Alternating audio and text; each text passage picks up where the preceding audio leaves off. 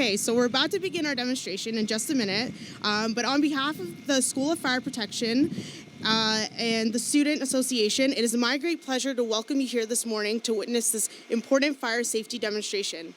Please be sure to share your experience here today on social media with the hashtag LiveBurn2019 and at Seneca College. Today we have various representatives from the fire protection community visiting our campus, distinguished guests and supporters of the school, as well as Seneca's president, David Agnew, many senior executives from the college, several deans of the program, chairs, professors, and other campus staff. I would like to take a moment to introduce Scott Pugsley, which you already know. He is the industry coordinator and a professor within the School of Fire Protection here at Seneca College. And Scott will be leading the demonstration for today. Good morning. Thanks, everyone, for being here. Again, thank you, Julia, for the introduction.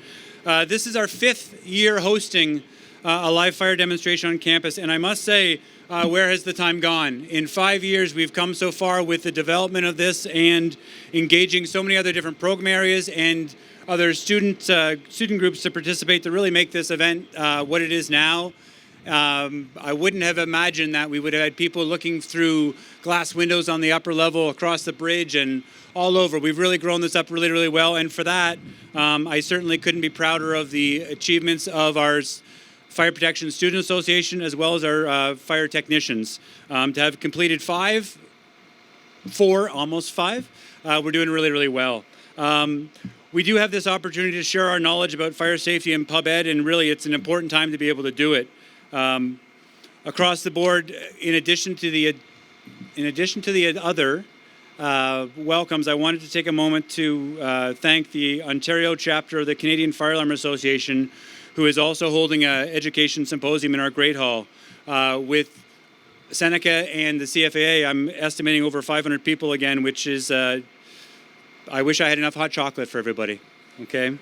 Having said that, the students, as you were walking here, many of our students had informational signs that described some of the important factors of checking your smoke alarm battery, checking your carbon monoxide battery to make sure that these devices are working properly at all times. And we have to be very, very cognizant of just because it's on the wall doesn't mean it's going to work properly all the time.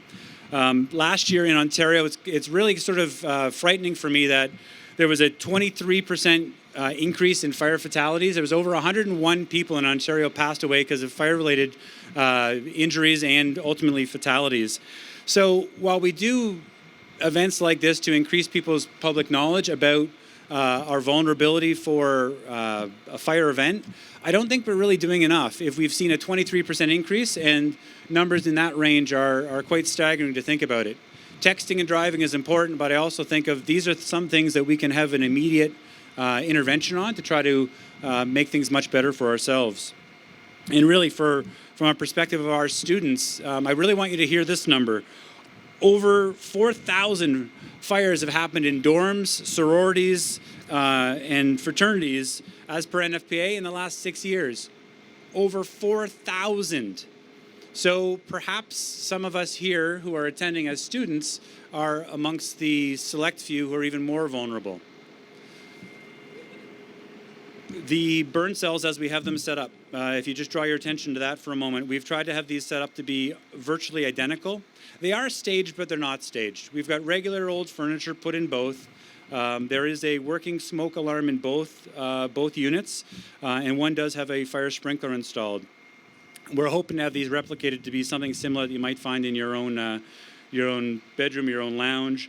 You'll notice at the front of each burn cell there is a sheet of plexiglass.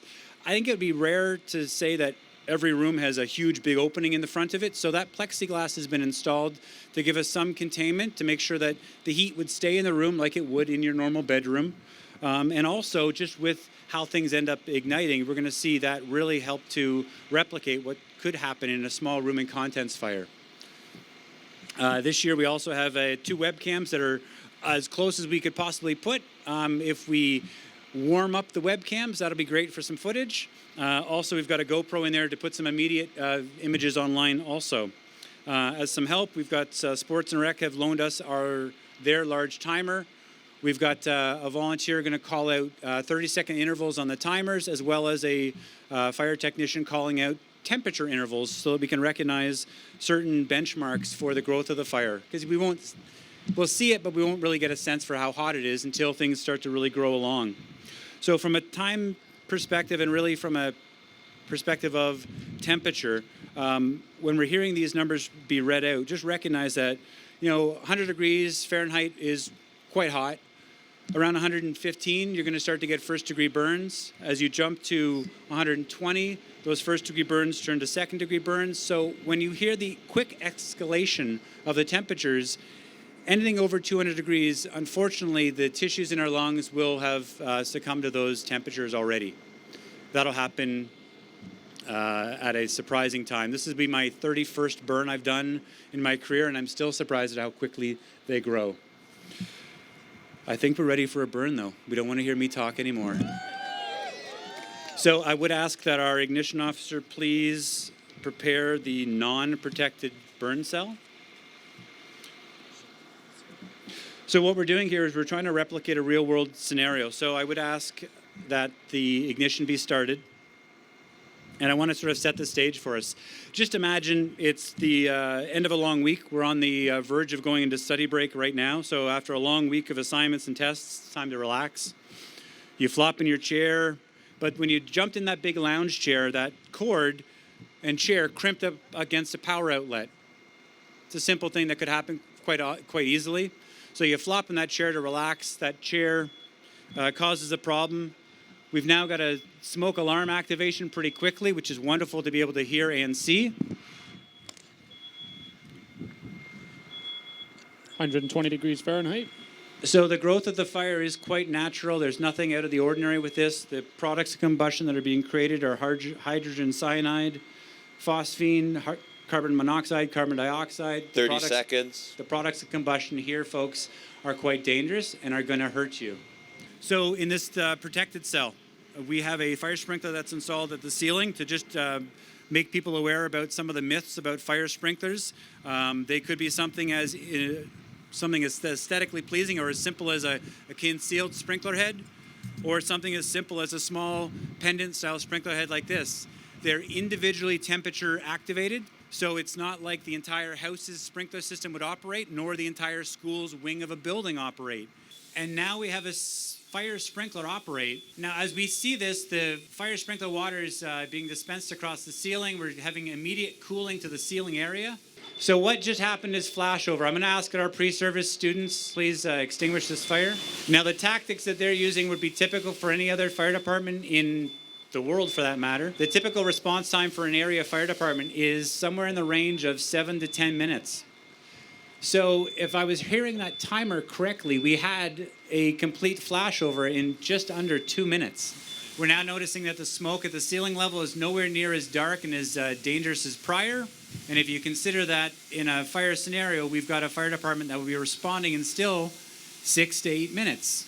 So the description about a foam couch that's covered in leatherette looks to be a pretty good source of combustible materials. And while there's a sprinkler head above it discharging water that's approximately 30 to 40 gallons a minute, we've got good containment, but it's still operating. If you can think of the growth and the speed of this fire as it happened, the fire department hasn't had a chance to actually leave their station, likely, before the time that this room is flashed over. So with modern construction being as it is, we're often seeing very, very increased use of synthetic materials. So you'll notice that the foam on this particular chair was likely the biggest contributor to all those dark, toxic gases. The smoke alarm operated in about 15, 20 seconds after. So across the board, the speed at which these fires grow is incredibly quick. It's surprising for me yet again, because that one with wind conditions which might not have been favorable worked out to be one of the fastest live burns that I've seen for quite some time. So a smoke alarm activation from what I roughly heard was about 20 seconds. And then this happened so fast, I really didn't even get a chance to go through most of my notes, which is typical. So the speed of the fire from inception to smoke alarm activation is roughly 20 seconds, and it flashed in less than 2 minutes. those toxic chemicals are filling your house, filling your room, and making it incredibly difficult for you to try to escape and breathe, which is another great reminder of why it's so important for us to be able to make sure that we're following our fire safety plan, we're getting our family out of the house as fast as possible. Now, for the compare and contrast of one versus another, the fire hose would normally be able to discharge around 250 gallons a minute. The fire sprinkler that we had installed here is maybe about 30 gallons a minute, about 25 or 30 gallons a minute. Okay, thank you, Scott. That was very fast, as he has mentioned. So usually in a typical home fire, you may have as little as 1 to 2 minutes to escape safely from the time the smoke alarm sounds. Escape planning and practice can help you make the most of your time, giving everyone enough time to get out. This year's Fire Prevention Week campaign is Not Every Hero Wears a Cape, Plan and Practice Your Escape. As you can see from our first demonstration, fire reacts very quickly and is very dynamic. This is why it is important to plan ahead for your escape in case of an emergency. You may be already practicing fire safety in your home, and if not, become the hero in your home and community. You can begin by creating a family meeting spot and practicing your escape plan, especially if you have young children and pets. It is important to implement this practice multiple times a year. Doing these practices early in the morning and late at night is a good way to prepare for these potential scenarios. For more information on this topic, you can check out nfpa.org.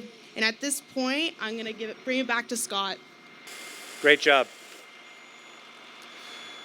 So between the difference, or looking at the difference between the two rooms, there is quite a significant change. The combined use of a working smoke alarm and a fire sprinkler system increases the survivability of your fire in your house by 80%. Folks, it increases it by 80%. That's a significant increase for sure. Now that the hose lines are pulled away, I'd invite anyone, if they'd like, to walk closer and have a good look for themselves.